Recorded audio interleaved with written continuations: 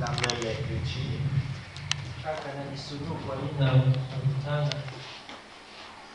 De Jean chapitre 12. Nous remontons un peu au verset 37. Malgré tous les signes miraculeux qu'il avait fait devant eux,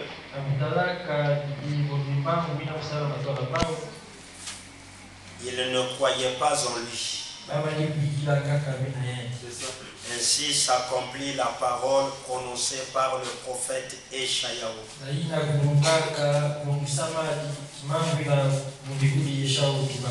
Qui a cru à notre prédication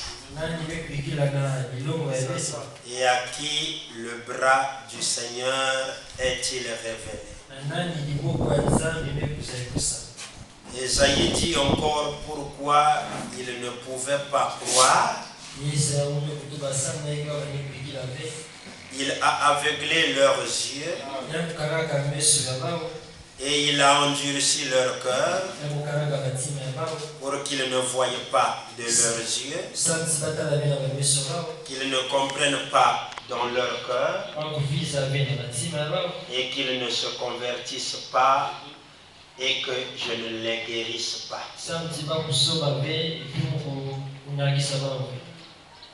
Et Ésaïe dit cela lorsqu'il vit la gloire et qu'il parla de lui.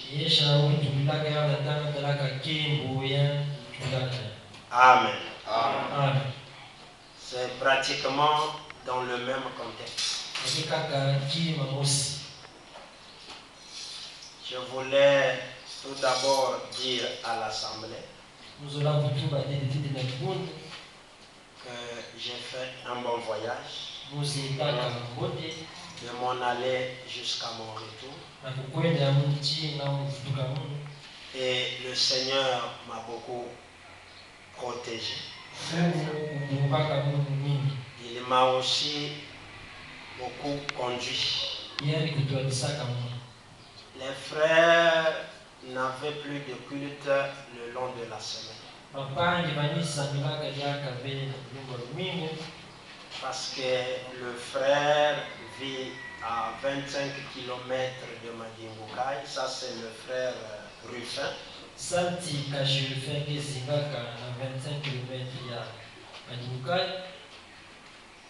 Et il ne vient que le dimanche à pied pour venir prêcher.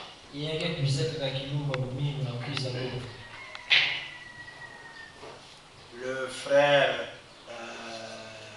Béni, qui est aussi prédicateur, et le frère René sont occupés dans des travaux publics. Ouais.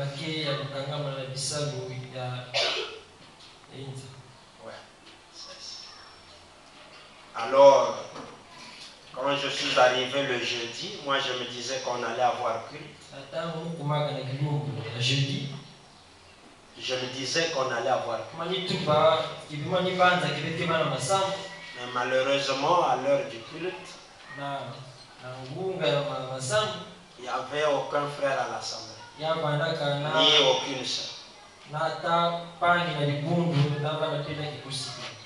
Alors, quand je suis parti me renseigner, les frères ont dit, les frères avaient perdu l'habitude parce que généralement, les jours ordinaires, on n'a plus de culte.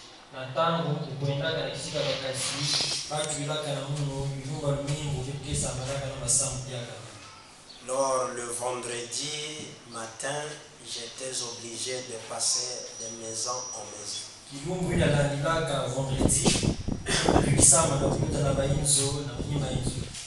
Pour leur faire remarquer ma présence et puis leur dire que nous aurons culte le vendredi.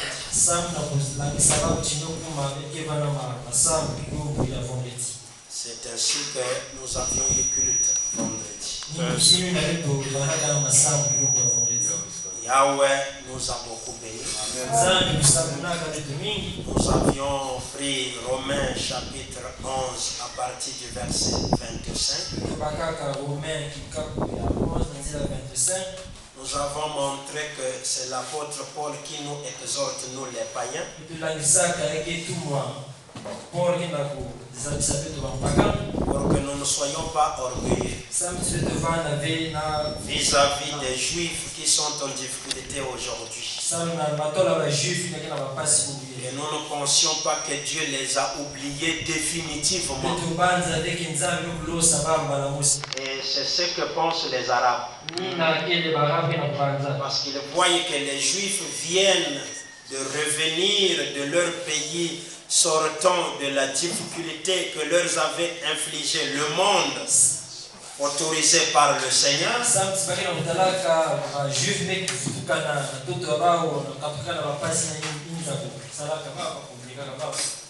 Eux, ils pensent que c'est pour toujours que Dieu les a abandonnés. Mais nous qui croyons la parole, nous savons que Dieu ne les a pas abandonnés.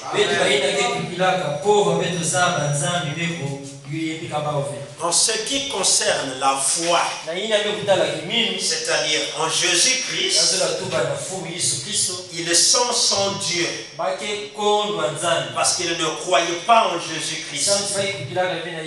Mais en ce qui concerne l'élection, ils sont peuple de Dieu grâce à leur père Abraham. Ainsi, d'après l'apôtre Paul là-bas dans Romains chapitre 11, 25, donc Dieu devait leur tourner le dos jusqu'à ce que la totalité des païens soit sauvée. Amen. Ensuite, Dieu repartirait pour sauver le tout d'Israël.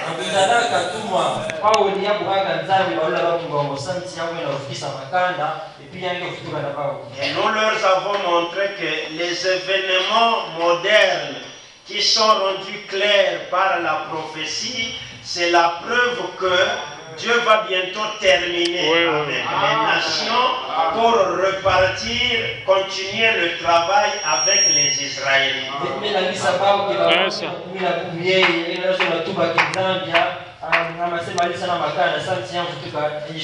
L'assemblée était contente.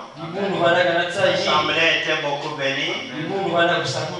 Alors, après le culte, les frères qui étaient autour de moi ont commencé donc à me donner les témoignages. C'est notre ex-frère Israël. Depuis même pendant que frère Eman était là, il a beaucoup combattu frère Eman. Il ne voulait pas que frère Eman soit là. Parce que frère Eman, quand il est arrivé, il avait constaté que l'assemblée était dans le désordre et il voulait ramener l'assemblée sur le droit chemin en corrigeant le désordre et les erreurs qu'il y avait parmi les frères et les sœurs dans l'assemblée.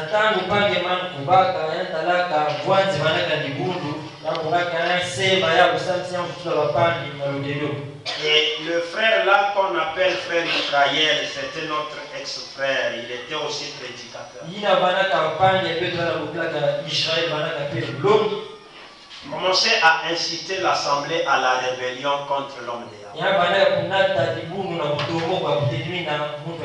Commençait à prêcher même les fausses doctrines, disant qu'on ne peut pas corriger quelqu'un dans l'église du Seigneur. Alors moi je leur ai dit, ça c'était vraiment des fausses doctrines. Parce que la Bible tout entière, c'est les corrections. Le Seigneur a dit, je châtie et je corrige tout ce que j'aime. Et c'est comme les enfants que je les traite. Qui parmi nous, nos pères physiques, ne nous ont pas corrigés. Alors j'ai montré à l'assemblée que même le monde qui sera frappé après l'enlèvement, mais c'est la correction que le Seigneur va infliger à la terre parce qu'ils n'ont pas cru le message tout au long des années.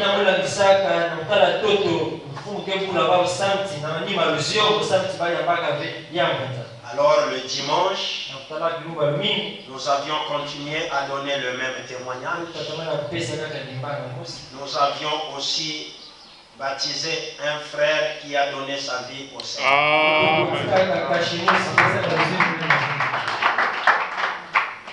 Je leur ai donné un programme pour les frères qui sont dans la ville, c'est-à-dire frères aînés et frères bénis qui sont les prédicateurs.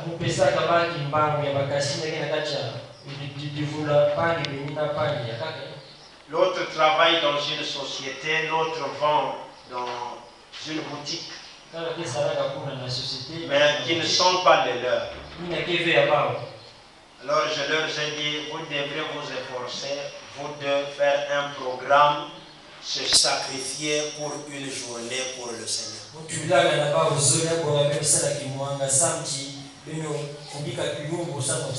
Parce que les jours ordinaires, eux, ils n'ont cru que 2 jours. Je crois mercredi et vendredi. Je leur ai dit, comme ça, chacun prendra un jour. Si le frère René peut fermer de 15h à 18h mercredi, frère Béni donc ne partira pas au travail le jour de vendredi pour que lui aussi prêche le vendredi.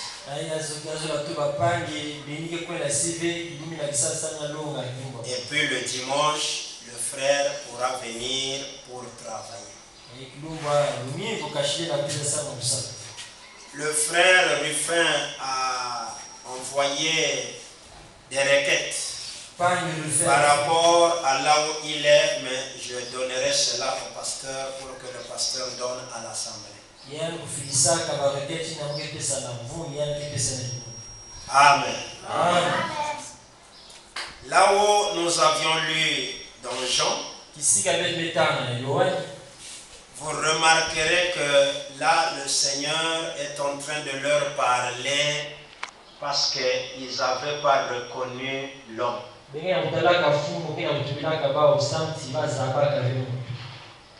Et c'est souvent lié. Vous pouvez aimer la parole qui est prêchée. Mais si vous méprisez l'homme qui prêche ce message, même le message en question que vous aimez, vous n'auriez pas la compréhension exacte.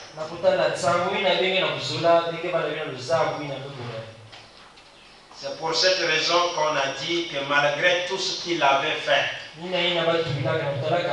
il est aussi très difficile de croire, d'accepter la parole si vous n'aimez pas celui qui la prêche.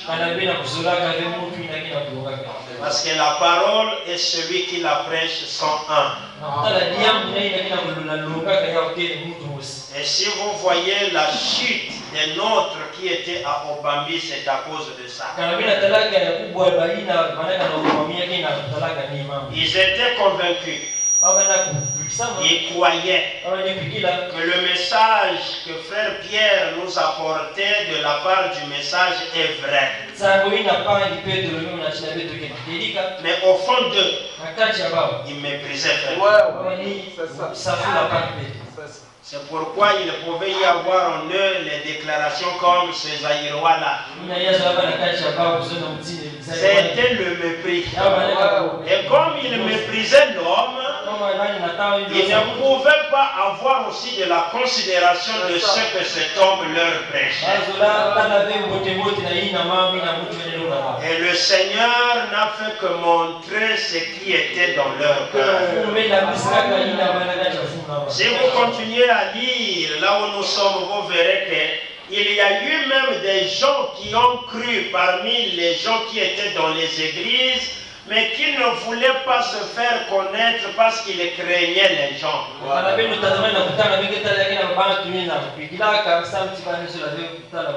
C'est pour ça qu'en bas, là où nous avions donc lu avec frère Eliel, le Seigneur donne ses déclarations. Si quelqu'un entend mes paroles, mais n'y croit pas, ce n'est pas moi qui le juge, car je suis venu non pour juger le monde, mais pour le sauver. Vous remarquez que le Seigneur fait la différence entre le message et l'homme. Mais ils sont aussi liés.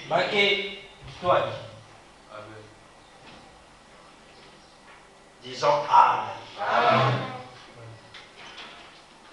Parce que l'homme peut faire en sorte que vous ne croyez pas la parole même si elle est vraie. Par rapport à la considération que vous aviez pour cet homme-là.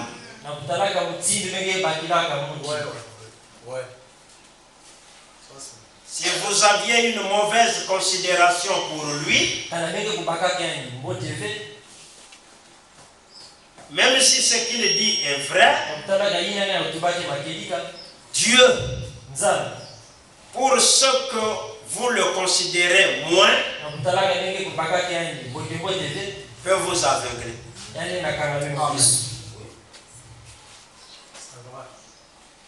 Mais les Juifs ont été aveuglés à cause de ce qu'ils ont méprisé cet homme de Dieu.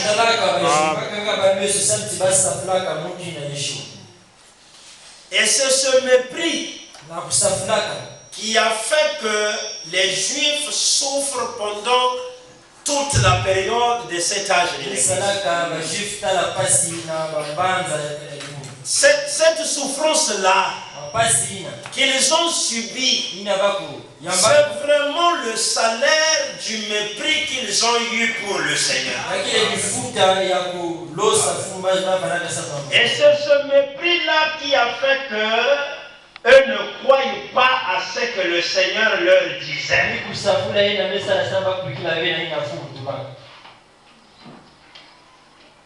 Donc nous devons avoir de la considération et du respect. D'abord pour l'homme qui nous enseigne. Nous devons avoir du respect et de la considération pour notre bien-aimé frère Pierre.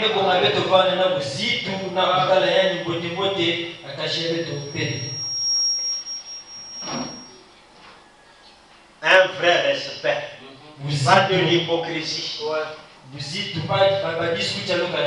Quand il est là, nous montrons que nous l'aimons, mais s'il n'est pas, s'il n'est plus, on l'oublie.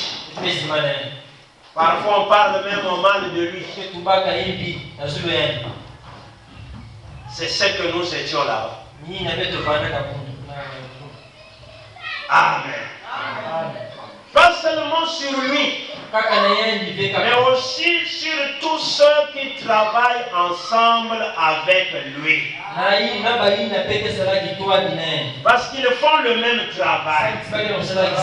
Surtout sur ceux-là qui nous prêchent la parole, établis par le Seigneur comme nos dirigeants. La Bible dit, Dieu leur a donné le pouvoir de nous sauver et de nous délivrer.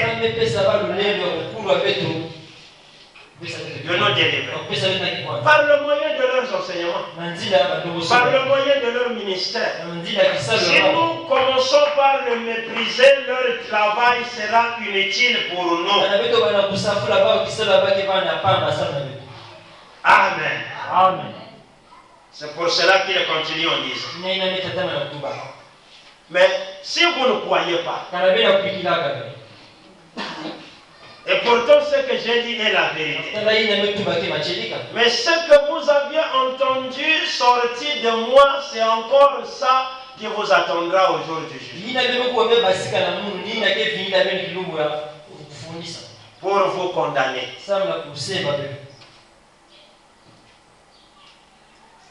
Aujourd'hui aussi, les mêmes choses se répètent. Peut-être que nous, en tant qu'humains, on ne se tiendra pas ce jour-là pour condamner chacun. Pour ce qu'il n'a pas accepté ce que nous avions dit de la part du Seigneur. Peut-être que frère Pierre, ce jour-là, ne se lèvera pas pour juger chaque personne qui n'a pas accepté ce qu'il a dit de la part du Seigneur. En